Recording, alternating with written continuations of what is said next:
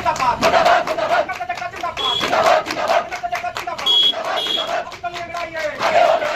आज का जो आपने आयोजन किया है यहाँ पे बंद वो लेके चिकित्सा मारपीट को लेकर बताएं। जी, आज का ये जो हमारा गेट मीटिंग का प्रोग्राम है, हमारे वरिष्ठ नर्सिंग अधिकारी श्री महेश गुप्ता जी के साथ जो मारपीट हुई है उसके निंदा के क्रम में हम ये धरना प्रदर्शन और विरोध प्रदर्शन कर रहे हैं। अस्पताल में चिकित्सा व्यवस्था गड़बड़ हैं या अव्यवस्थाएं व्याप्त हैं, उनके विरोध में हम ये प्रदर्शन कर रहे हैं। और हमारी मांग है कि हम जब तक ये जो मारपीट करने वाले लोग हैं उनकी गिरफ्तारी नहीं होगी तब तक हम पीछे नहीं हटेंगे।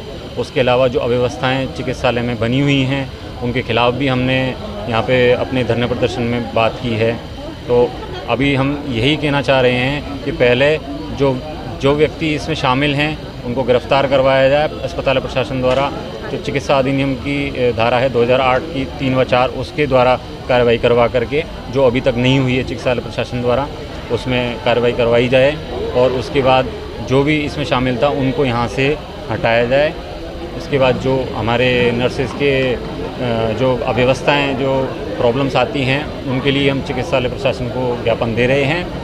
उसमें जो भी समस्याएं हम रख रहे हैं वो उनको दूर किया जाए। ज्ञापन के बाद में अगर कोई कार्रवाई नहीं होती तो आगे की क्या रणनीति रहेगी? आगे की रणनीति हमने बनाई है। हम केवल स्टेट कैंसर ही नहीं जयपुर में और पूरे राज्य में भी आंदोलन करने के बारे में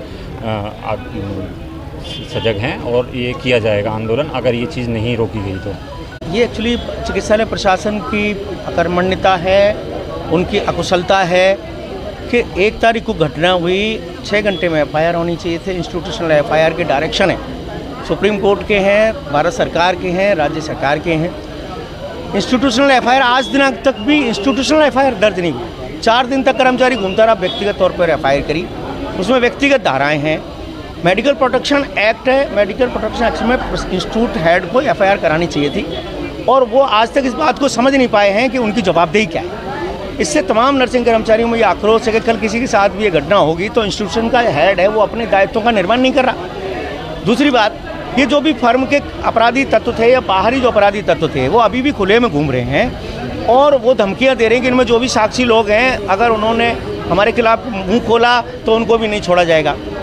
तो इस तरह की घटनाएं होने के बावजूद भी चिकित्सालय प्रशासन ने अब तक सेवा दोष कारित करने वाली जो फर्म है उसके जो अपराधिक लोग थे तो फर्म के विरुद्ध अब तक किसी प्रकार की कोई लिखित कार्रवाई, दस्तावेजी कार्रवाई फर्म के विरुद्ध आज दिनांक तक नहीं की गई। ना ही उन जो अपराधी थे उनका सेवा निषेध की संबंधी कोई कार्रवाई प्रशासन ने करी। साथ में यहाँ पर बहुत सारी अव्यवस्थाएँ हैं। चिकित्सालय अधीक्षक 3 से 4 दिन यहाँ आते और आने के बाद में वो अपना जो प्रशासनिक कक्ष है उसी के अंदर ओपीडी लगा लेते रोगियों की, तो वो प्रशासनिक कार्य तो यहाँ होता नहीं। तो ऐसी स्थिति में ना उनकी उपस्थिति में कोई प्रशासनिक अधिकारी प्रशासनिक कक्ष में बैठते हैं ना उनकी नियुक्ति है। तीनों पारियों के अंदर चिकित्सा अधिकारी होने चाहिए, ऐसे नियम है। तो चिकित्सा अधिकारी प्रभारी जो भी प्रशासनिक अधिकारी मौजूद नहीं रहते। यहाँ वार्डों के अंदर तमाम सारी अव्यवस्थाएँ हैं और साथ में यहाँ पर कई जगह फैसिलिटीज़ नहीं है और चीज़ें, तो यहाँ सुनवाई करने वाला कोई नहीं है। तो इस चिकित्सालय में कोई प्रशासन है कि नहीं ऐसा लगता नहीं।